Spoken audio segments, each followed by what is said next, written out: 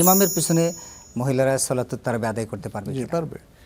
এটা তো হারামাইনেও হচ্ছে, জি এতে কোনো সমস্যা নেই। নবী সাল্লাল্লাহু আলাইহি ওয়াসাল্লামের পেছনে তো মহিলারাও ইক্তেদা করেছেন, জি।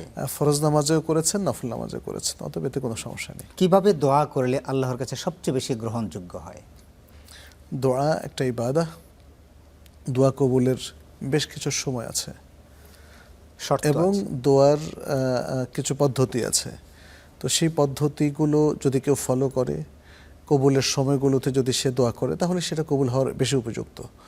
যেমন দোয়া কবুলের সময়ের মধ্যে আছে শুক্রবার যে কোনো একটা সময়, তবে এই সময়টাকে অধিকাংশ ওলামায়ে কেরাম বলেছেন আসর থেকে মাগরিব।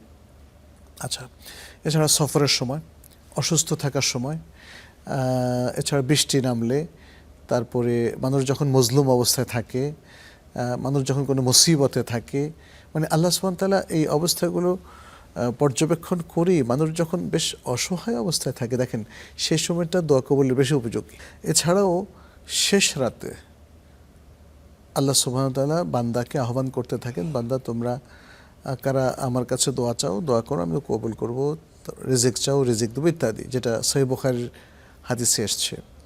তো সারা পৃথিবী যখন শক্তিমগ্ন থাকে, তখন আল্লাহর কাছে কেঁদে কেটে দোয়া করা, এটা দোয়া কবুলের খুব উপযুক্ত সময়। অতএব এই উপযুক্ত সময়গুলোকে আমাদের অ্যাভেল করা। সেকেন্ড হচ্ছে দোয়ার মধ্যে যেটা আমরা বললাম কিছু নিয়মকানুন আছে, যেমন এতেদা না করা, সীমালঙ্ঘন না করা। আপনি পাপ কাজে দোয়া চাচ্ছেন, হ্যাঁ, যদি কেউ একজন ডাকাতি করতে যে আল্লাহ তুমি আমাকে এবার সারায় দিও, হ্যাঁ, অথবা কোনো একটা সিনেমার শুভ মুক্তি হবে, শুভমুক্তি হবে, একটু দোয়া করে সে সময় একটু দোয়া চাওয়া, গানের কনসার্টে দাঁড়িয়ে দেশবাসীর কাছে দোয়া চাওয়া দোয়া যে চাওয়া, জি। আপনারা দোয়া করবেন যেন আমি ফার্স্ট হতে পারি। ফার্স্ট হতে পারে।